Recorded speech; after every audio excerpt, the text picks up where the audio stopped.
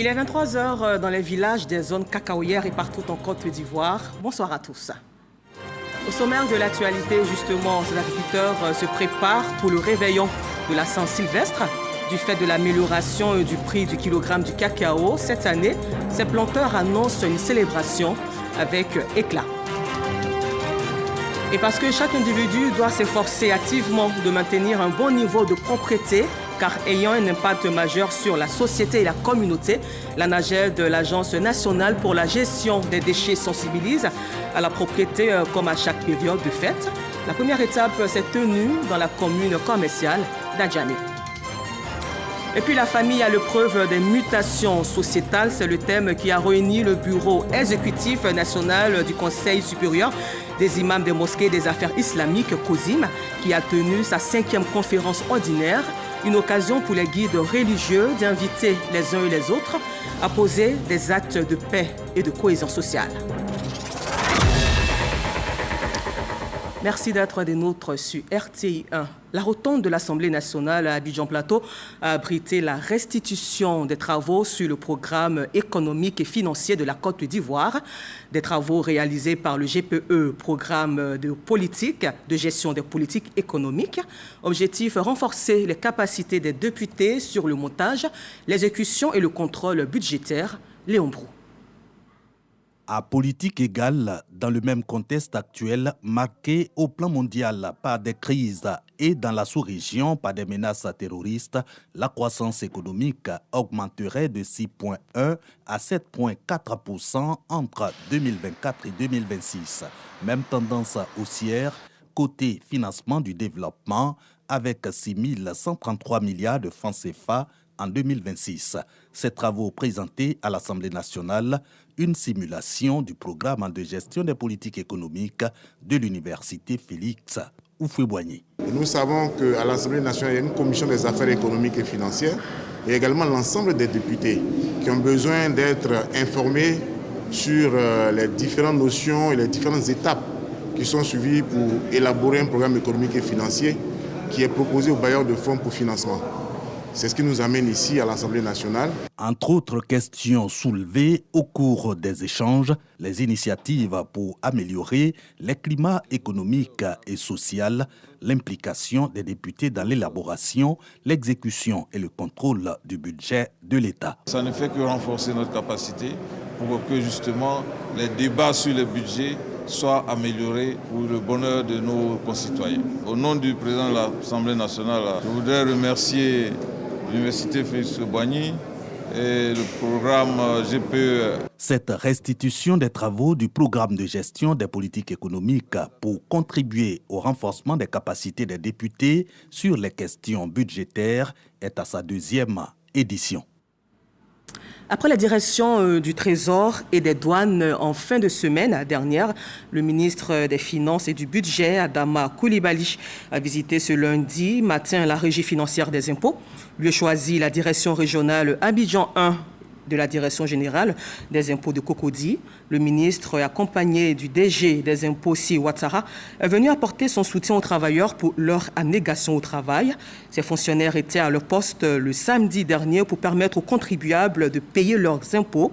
Pour le ministre, il faut recouvrer plus de recettes à quelques heures de la fin de l'année. En 2024, la part des services fiscaux a été fixée à plus de 4 milliards de nos francs CFA. On écoute à présent le ministre des Finances et du Budget. Nous sommes venus dans ce cadre-là pour les encourager et les féliciter pour qu'ils maintiennent les efforts de manière à ce qu'à la fin de l'année 2024, faire en sorte que nous puissions, collecter le maximum de recettes pour nous permettre de remplir nos engagements, pour nous permettre également de rehausser le niveau de collecte des recettes fiscales. Et cela en lien avec les engagements que nous avons pris avec les partenaires techniques et financiers, pour nous permettre d'avoir les ressources nécessaires pour financer les priorités de développement. Tout ce qui est fait au niveau du secteur de la santé, de l'éducation, de l'hydraulique, des routes, et tout ça c'est lié en fait aux efforts qui sont faits par les agents des impôts, entre autres, parce qu'il y a aussi la douane et le trésor.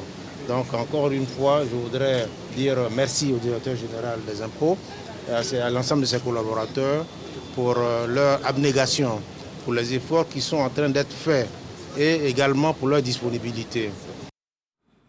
Nous vous l'annoncions en titre, les préparatifs de la célébration du Nouvel An vont bon train dans le monde rural. Et cette année, plusieurs planteurs des zones de production cacaoyère annoncent une célébration avec éclat due à l'amélioration du prix du kilogramme du cacao.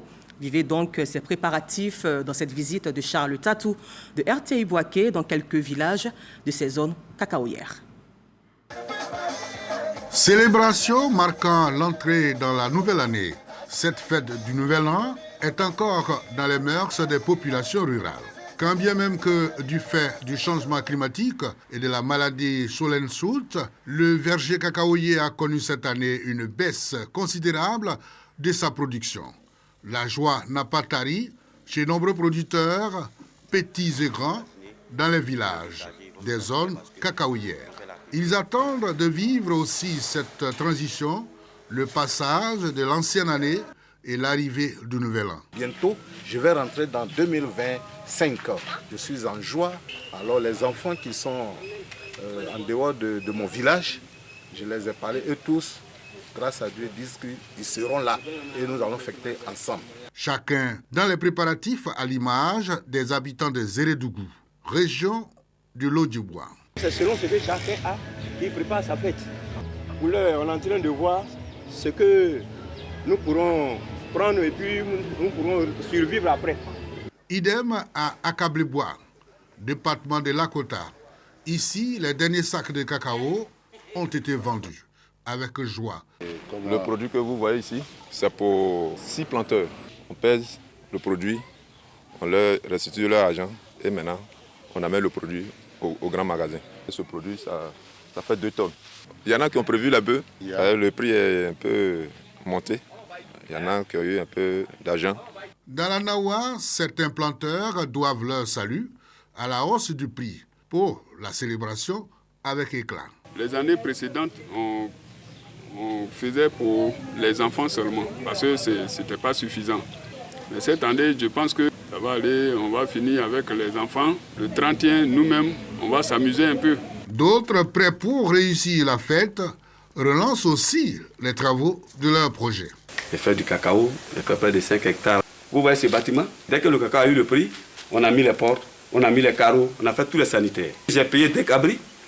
Là, ça c'est pour les enfants, ils vont fêter, puisque la campagne a été bonne. La célébration du Nouvel An avec 0 incident est une préoccupation également. À Bakayo, le chef central multiplie les rencontres dans ce sens. Actuellement, les jeunes là, beaucoup n'ont pas de véhicule, mais c'est à moto. Donc vraiment, moi, mon souci, c'est côté circulation.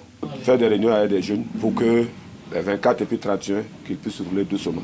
À 3 jours de la fête, l'ambiance règne déjà dans les villages. Dans le monde rural, la célébration du Nouvel An avec éclat dans les familles dépend de la quantité de la production de chaque planteur du village. Et pour de belles fêtes, Espadon est entré dans sa phase opérationnelle.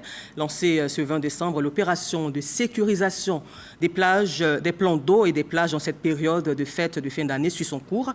À cet effet, donc, le directeur général des affaires maritimes et portuaires était le week-end dernier dans la région du Bassa-Sandra, Sam Kona. Le directeur général des affaires maritimes et portuaires, le colonel Julien Yaoukwasi, sur les plages de San Pedro. Une visite qui s'inscrit dans le cadre de l'opération Espadron 3, qui consiste à sécuriser les plans d'eau et les plages en cette période des fêtes de fin d'année. Et le premier responsable des affaires maritimes et portuaires dit attendre beaucoup de ces hommes. Il faut qu'ils soient proches de ces usagers-là, qu'ils sachent utiliser le bon ton et qu'ils sachent se comporter en force de sécurité ou agent de force de sécurité pour aider ces populations à passer des bons moments de fête. Si il y a quelqu'un qui a une attitude qui ne correspond pas ou qui inquiète, il faudrait que cela soit signalé à ces agents qui seront sur le terrain. Après San Pedro, la délégation du directeur général des affaires maritimes et portuaires s'est rendue à Sassandra et à Grand-Béribi pour passer le même message. Objectif, 0 noyade et 0 acte criminel. Et dans cette même atmosphère, à chaque période de fête, l'on assiste à l'augmentation du volume des déchets dans les quartiers.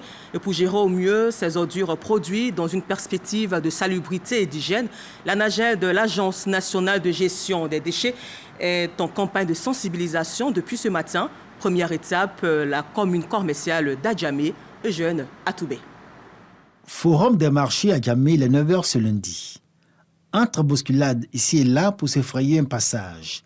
Et va-et-vient incessant des populations, luttant le macadam avec les véhicules, les collecteurs d'ordures sont à la tâche. Ils sont soutenus dans leur action de salubrité par les équipes de la NAGED, en mission de sensibilisation des usagers du Forum des marchés. Cette campagne de sensibilisation pour dire à nos concitoyens d'adopter des attitudes éco-citoyennes, des éco-gestes pour mieux conditionner les ordures, parce que la période de fête n'est pas synonyme de vivre dans la saleté. Il faut pouvoir trier nos déchets parce que ça contribuera à créer de l'emploi, à faire en sorte que la Côte d'Ivoire aussi soit positionnée au niveau de l'économie circulaire. Au-delà des commerçants, ce sont toutes les composantes de la population que la NAGED exhorte à maintenir sain et propre leur cadre de vie et surtout respecter l'environnement. Après Adjamé, cap a été mis sur la commune d'Anyama pour répéter l'opération. Sur place, l'équipe de la NAGED a découvert ce que cette commune, décrétée la ville la plus propre de Côte d'Ivoire, a réalisé en matière de salubrité à l'issue d'une campagne de sensibilisation auprès de plusieurs cibles de sa population. Nous sommes en train de sensibiliser les femmes pour leur dire que c'est de la nourriture elles vendent.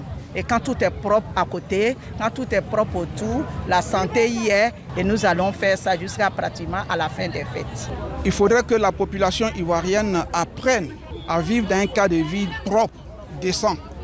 Qu'on ne jette pas les ordures dans la rue, qu'on ne verse pas les eaux usées dans la rue. Cette campagne de sensibilisation que mène la NAGED court jusqu'au 4 janvier 2025. Elle est menée conjointement avec les opérateurs de collecte des déchets et des ONG partenaires, avec pour cible les commerçants, les gestionnaires de marché, les usagers et les transporteurs. Et pour la célébration de l'excellence, 200 agents ont été décorés en cette fin d'année dans le secteur de l'enseignement technique, de la formation professionnelle et de l'apprentissage. Une occasion pour le ministre de tutelle d'inviter l'ensemble du personnel au travail et à la cohésion, Jean-Marc Djadji.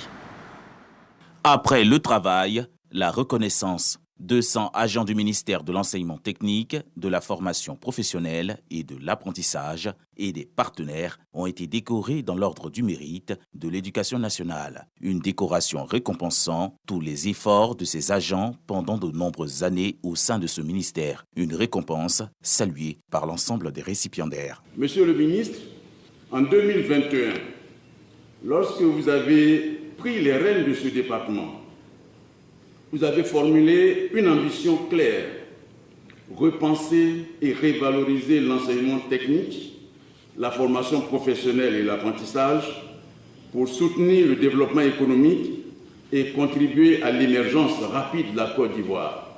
3 ans plus tard, les fruits de cette vision sont visibles à travers des projets structurants, des résultats tangibles et une mobilisation sans précédent des acteurs de ce secteur.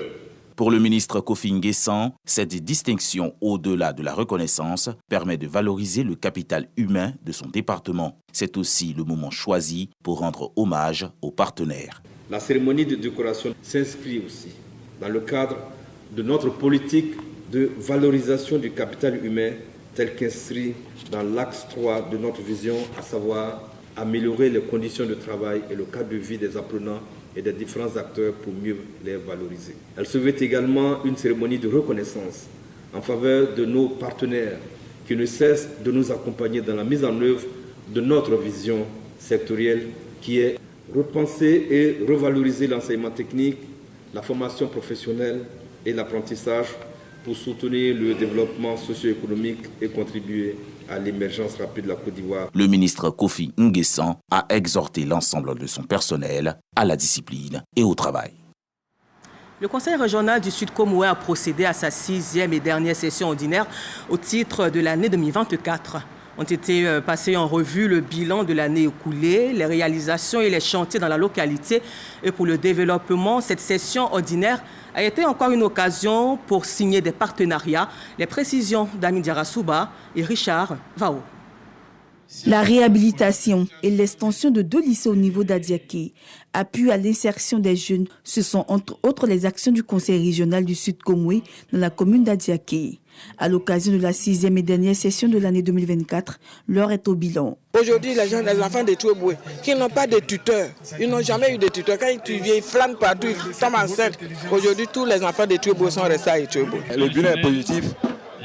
Puisque depuis son avènement, nous avons des collèges de proximité. Moi, j'ai fait le lycée d'Abosso. Mais à cette époque-là, il n'y avait pas de collège autour ici. Et quand tu es à Dimi, c'est à Deke, sur Abosso ou à Bassam. Aujourd'hui, nous avons un collège à Deke, nous avons un collège à Sini. Bientôt, on va avoir un collège à Mekouklo. Œuvrer pour le bien-être des populations demeure la principale préoccupation pour Eugène Akaoulé, président du Conseil régional du Sud Komoué. Symboliquement, nous avons voulu terminer dans la solidarité, dans la cohésion avec les forces vives de la région pour préparer 2025. Ce qu'il faut retenir, donc, c'est cet esprit de cohésion qui nous habite. Nous voulons en toutes circonstances faire la démonstration de ce que nous marchons dans la solidarité, dans la fraternité, voilà, pour mieux bâtir cette région. Pour clore le chapitre de 2024 en beauté, Eugène Akaoulé a procédé à la signature d'un contrat de notation financière avec la structure Bloomfield, un partenariat stratégique qui permettra de mobiliser les ressources financières afin d'améliorer les conditions de vie des habitants.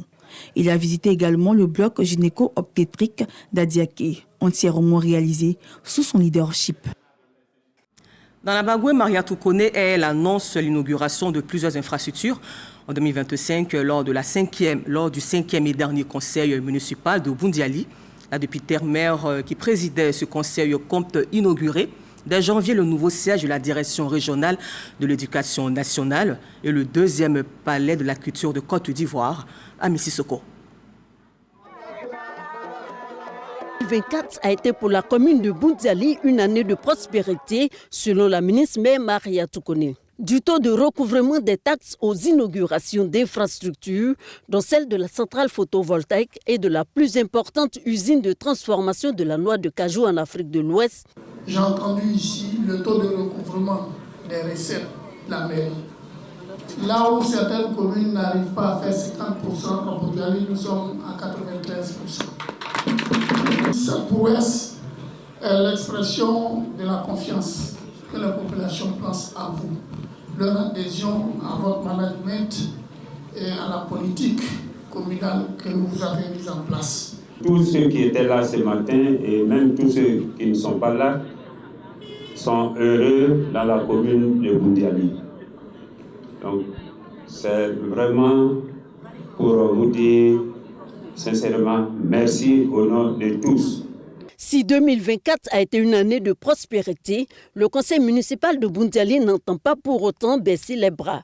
2025, les activités majeures, ça va être l'inauguration de notre direction régionale, de l'alphabétisation, l'inauguration de la médiathèque et la bibliothèque communale de Boundiali. Et 2025, ça va être l'inauguration du premier palais de la culture en dehors de celui d'Abidjan. 2025, ça sera également l'inauguration de notre nouveau marché de Tchobona. Le dernier conseil municipal de Boundiali a noté la présence de plusieurs maires de la région de la Bagoué. Il a été marqué aussi par des dons aux populations et la mise en circulation de ce tracteur flambant neuf pour le ramassage des ordures dans la ville de Boundiali. À la page religion, dans le cadre de l'exécution de son programme d'activité au titre du mandat 2019-2024, le bureau exécutif national du Conseil supérieur des imams, des mosquées et des affaires islamiques COSIM a organisé sa 5e conférence ordinaire. C'était autour du thème « La famille à l'épreuve des mutations sociétales ». Le compte-rendu de Laurence Kakra et Donisongou Suleiman. Environ 400 imams issus de la Côte d'Ivoire et de la sous-région ont pris part à la clôture de la 5e conférence ordinaire des imams, laquelle a été organisée par les COSIM, les conseils supérieurs des imams, des mosquées et des affaires islamiques de Côte d'Ivoire. Durant 4 jours, nos autorités, nos religionnaires, les confessions religieuses seules, les invités nationaux et internationaux de Rome, les associations et diverses ONG, par leur présence et leur contribution majeure, ont permis à la conférence, notre conférence, d'obtenir des résultats au-delà de nos espérances. Vagondo Diomandé, ministre de l'Intérieur et de la Sécurité, représentant le chef de l'État Alassane Ouattara, se félicite de la tenue de ces rencontres et exhorte les imams à prier pour la paix en Côte d'Ivoire. Nombreux sont nos enfants qui n'ont pour modèle que des personnalités virtuelles. Je voudrais vous encourager à davantage de prières, davantage d'intercession. La mission d'éducateur, la mission de formateur, la mission de bâtisseur des liens sociaux est donc devenue si délicate que je ne peux m'empêcher de féliciter une nouvelle fois, au nom du président de la République, les initiateurs de ces assises, en l'occurrence le président du COSIM. Plusieurs cadres musulmans expriment leur reconnaissance à l'endroit du COSIM pour toutes ces réalisations. Il est important de savoir que notre structure est très bien gérée par le COSIM. Un bilan a été fait, financier, matériel, moral. Les perspectives sont bonnes. Ensemble, nous avons prié, surtout pour remercier le chef de l'État par rapport à son soutien indéfectible à l'ensemble des religieux. La présente conférence ordinaire des imams a duré 4 jours et a réuni 23 pays. À la page culture, après le sacre aux 4 saisons de la télé-réalité 1 à 12, les lauréats regroupés au sein de la fondation Ici on chante ont croisé le fer le mercredi 25 décembre. Un choc de titans qui a révélé des talents et consacré la victoire de Naounou, Christ Ivan. Lumière tamisée, salle comble, public surchauffé, les jeunes talents de la grande finale 1 à 12, saison inédite, montrent l'étendue de leur art.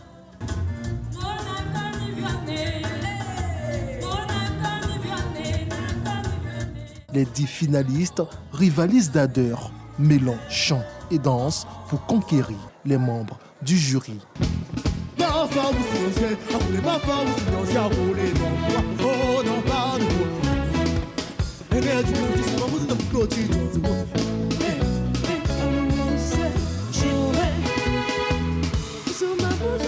Au final, c'est Chris Ivan Naounou qui tire son épingle du jeu. Je ne réalise pas encore, vraiment. J'aime prester, j'aime m'amuser sur scène. Donc, quand je suis sur scène, je fais le maximum, en fait, parce que je me dis que peut-être c'est la dernière fois que je vais chanter, on ne sait jamais. Donc, ça fait que dès que je monte sur scène, je me donne à fond. Ce qu'il y a à faire, je fais. Le parrain de cet événement, un mordu de l'art et mécène culturel, est fier des prouesses réalisées par ses filleuls. Il faut tout simplement dire que les enfants nous ont gratifiés de leur savoir-faire et de leur talent. Et cela est à saluer. Je suis fier des enfants. Avec ce que nous avons vu ce soir, je crois que cela augure des lendemains meilleurs. Et moi, je pars satisfait et heureux. Ce concours spécial, co-organisé par la RTI, Radio-Diffusion Télévision Ivoirienne, Yes Communication et la Fondation Ici on chante, a pour objectif de révéler et de célébrer des talents exceptionnels à travers des performances artistiques. C'est vraiment une grosse satisfaction. Mais ce que je regarde maintenant, c'est l'avenir. Donc ça nous permet de nous projeter aussi et nous dire qu'on n'est pas sur le mauvais chemin. Et en même temps, on a aussi du boulot à faire. Parce que quand vous avez autant de talent, ça vous emmène en même temps à travailler beaucoup plus. Bon, sentiment de fierté. D'abord parce que ce sont des élèves. Et c'est dit qu'on peut allier études et culture. Un des critères de sélection, c'est justement d'être élève et d'avoir de bonnes notes. Chris Ivan Naounou remporte également le meilleur duo en compagnie de Anne Bailly, désigné coup de cœur du jury. Gemina Kominan se positionne à la 2e place et Marie-Grâce Ndin termine 3e de ce concours de chant. Tous les candidats sont repartis avec des trophées, des kits et divers lots des partenaires. Chris Ivan Naounou, le grand vainqueur de cette édition inédite, remporte la somme de 2 millions de francs CFA. J'ai perdu la tête, où est le chemin de ma maison? Quoi qu'il advienne, je retrouverai les clés. Et sachez aussi que l'intégralité de cette émission est à suivre ce vendredi 3 janvier à partir de 20h50 sur RTI1, la chaîne qui rassemble.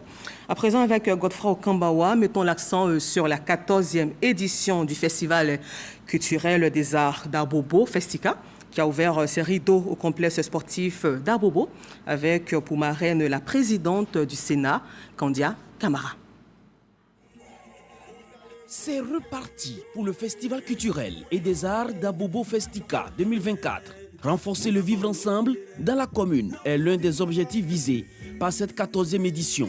Selon Kunta Mader, commissaire général de ce festival, la contribution de la jeunesse à la consolidation de la paix sonne comme un appel à tous les jeunes à jouer leur partition pour renforcer la cohésion sociale au cours de l'élection présidentielle de 2025. Nous ne voulons plus de jeunes qui sont à l'origine des violences à l'orée des élections.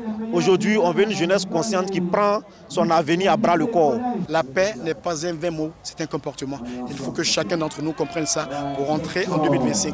Et moi, j'invite toute la jeunesse ivoirienne à épouser la paix. Au-delà de la commune d'Abobo, le Festica se présente comme un cadre de fraternité intercommunautaire. Kandia Camara, la présidente du Sénat, marraine de ce festival, représentée à cette occasion, accorde un intérêt particulier à l'événement. La promotion de la jeunesse qui porte donc la culture et l'art, c'est de permettre que les hommes de la culture, de l'art se rapprochent. Et ça rentre totalement dans la vision de Madame le maire. L'essence de ce festival est de redorer l'image et de soutenir l'excellence dans la commune d'Abobo. Les meilleurs élèves des collèges et lycées, au nombre de 28, sont récompensés. Ils reçoivent des kits scolaires en guise d'accompagnement. Le Festica, c'est aussi la valorisation des danses traditionnelles et prestations d'artistes venus de la France, du Ghana, du Burkina Faso et bien sûr de la Côte d'Ivoire.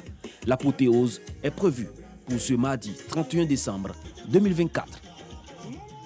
Et pour ces fêtes de fin d'année, plusieurs clubs de Ligue 2 et D3 ont été soulagés par la LONASI, en présence de son directeur général et des responsables de la Fédération ivoirienne de football. Les présidents des clubs ont salué cette action. Patrick Dadier. La Loterie nationale de Côte d'Ivoire, la LONASI, a encore respecté sa tradition, celle de remettre des chèques aux clubs de Ligue 2 de D3 en fin d'année, et cela à mi-parcours de la saison. À son siège à Marcory ce vendredi 27 décembre 2024, Draman Coulibaly, directeur général de la structure étatique, a honoré ses engagements. Au total, 21 millions ont été distribués à 6 clubs de football et 1 de handball, Habitat Handball Club d'Abobo. Un partage équitable où chaque président du club ou son représentant est reparti avec 3 millions de francs CFA. Notre subvention annuelle a d'abord ciblé les clubs de football avant de se diversifier. Ainsi, pour la saison dernière, nous avons intégré un club de football féminin. Au titre de la saison en cours, nous faisons un clin d'œil encore au football féminin. Le porte-parole de la Fédération ivoirienne de football, Dieu Foneye, s'est dit satisfait de la collaboration avec l'institution qui dure depuis plusieurs décennies. C'est une véritable bouffée d'oxygène pour ces clubs qui vont utiliser ces moyens financiers pour renforcer leur club, recruter d'autres meilleurs joueurs, remplacer ceux qui sont défectueux. Les récipiendaires ont trouvé des mots justes pour remercier leurs donateurs. C'est un soulagement, surtout pour l'entretien de nos filles, parce que le Sporting Club est en Ligue 2. Alors, cette subvention va vraiment nous aider à faire face à nos besoins. Ce geste de la LONASI peut toujours booster l'ardeur des acteurs afin de leur permettre d'atteindre les objectifs fixés en début de saison. À la page politique, en Europe, la Russie et l'Ukraine ont annoncé ce lundi 30 décembre avoir procédé à un nouvel échange de prisonniers à la suite d'une médiation des Émirats arabes unis. Une médiation pour privilégier la calmie entre ces deux nations. Le récit de Gabriel Zani. Ce lundi 30 décembre, à l'issue d'un processus de négociation, 150 militaires russes ont été rapatriés du territoire contrôlé par le régime de Kiev, a indiqué l'armée russe dans un communiqué. De son côté, le président ukrainien Volodymyr Zelensky a assuré que 189 Ukrainiens avaient été libérés au total, dont des soldats et 2 civils. Une très bonne nouvelle.